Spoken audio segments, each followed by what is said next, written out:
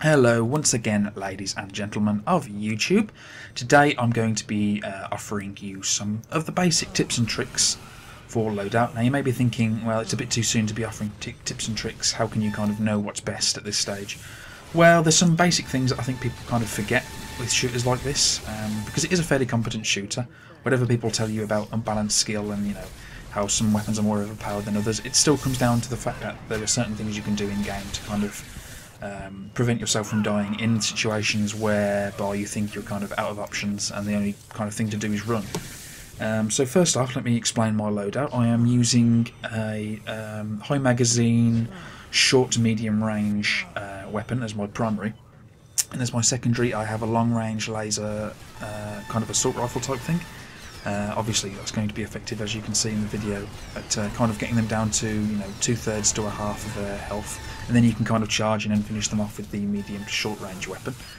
So obviously picking your loadout, you know, to kind of benefit you in most situations, obviously is going to be one of the most crucial tips. Secondly is to utilise the combat rolls. Now in this video I don't actually use any. I actually recorded this video yesterday before I kind of fully utilised the mechanic. And people kind of say that it's not really useful, but it is in the sense that, well, purely for grenades really. When the opposing team throws grenades and you're in the area of effect, utilise the combat roll, because simply sprinting or jumping will not cut it at that stage. I found that even if you're dead in the centre of the AoE effect of the grenade, combat rolling forward or to the side or even backwards will usually get you out of that area before it tends to explode. So yeah, that's my second tip. Try to utilise that as often as possible. Bound it to, I find the double tap in one of the directional keys to be a little bit frustrating, because you can kind of hit it at the inopportune moments, say when you're firing on an enemy or when you're just trying to reload, and it kind of cancels the animation out. So best to kind of bound that to, I have it on the mouse button, I think it's mouse button 5, which is one of the backwards or forwards keys on the mouse button. Usually you'll find it on the side of the mouse. Third kind of tip is to, straight away, before you kind of get any of the additional attachments for your weapons, is to kind of either get a shield or a turret. Now personally I would recommend the shield, as it will give you that extra bit of time to get the kills off that you kind of require to, you know, finish off the enemy. The turret's pretty good, but it's pretty kind of, it's not very bullet spongy really. It kind of sits there most of the time, and it's purely directional. It won't, you know, swivel around 360 degrees to focus on any enemy within its kind of range.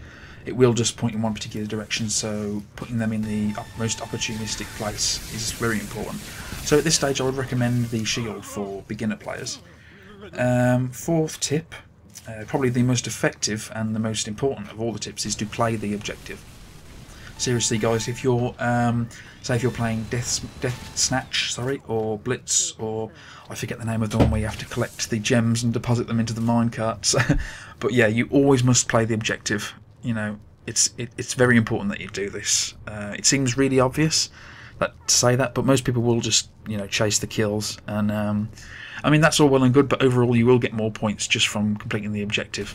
Especially if you're the one, you know, capturing the flags or collecting the gems or collecting even I'm going to say the tags, the tags that the enemy drops when you killed them. It's very important to do this, guys. Very important indeed.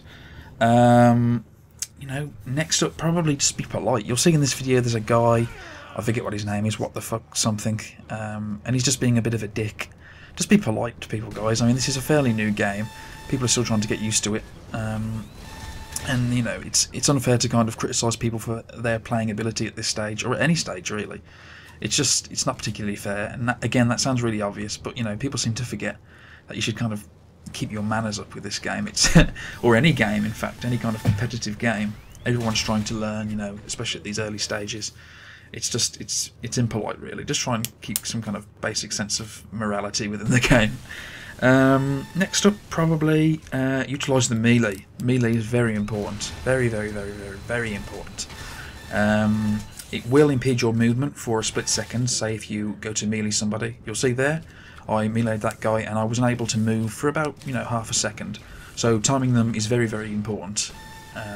Get used to the distance between a target which is far enough to melee, or close enough to melee, sorry, and you'll find that most of the time it takes 2/3 of their health off them, so it's very, very effective. Try and utilise that as often as possible.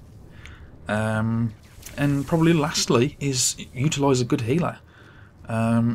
If you can befriend anyone in game who's perfectly willing to play healer, at least half of the time, utilise them. Make friends with them, you know, ask them if they want to join games with you, because having that healer, especially with somebody who's wearing a shield like I am now, you'll see at the start of the video that I partnered up with a healer, and I essentially had 3 full bars of health. I had my original health, my shield, and the health that the healer gave to me as well. So they have to punch through 3 levels of health, which is, you know, if you're partnered with a healer and you keep him safe, you're pretty much going to be fine, you know, and you're going to rack up the kills. And that's about it, really, guys. I can't think of anything else that I've missed out particularly.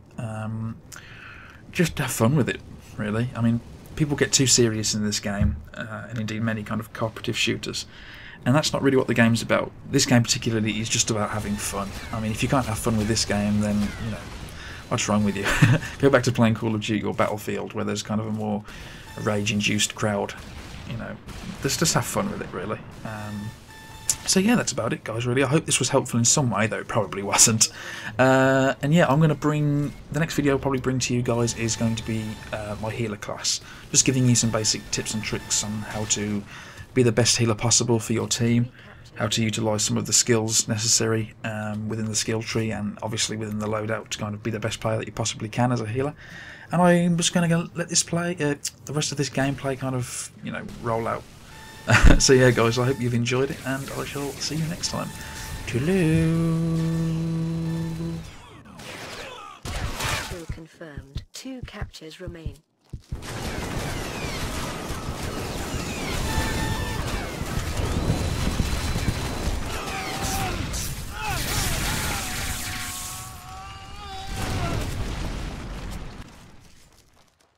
One capture remains. You are victorious.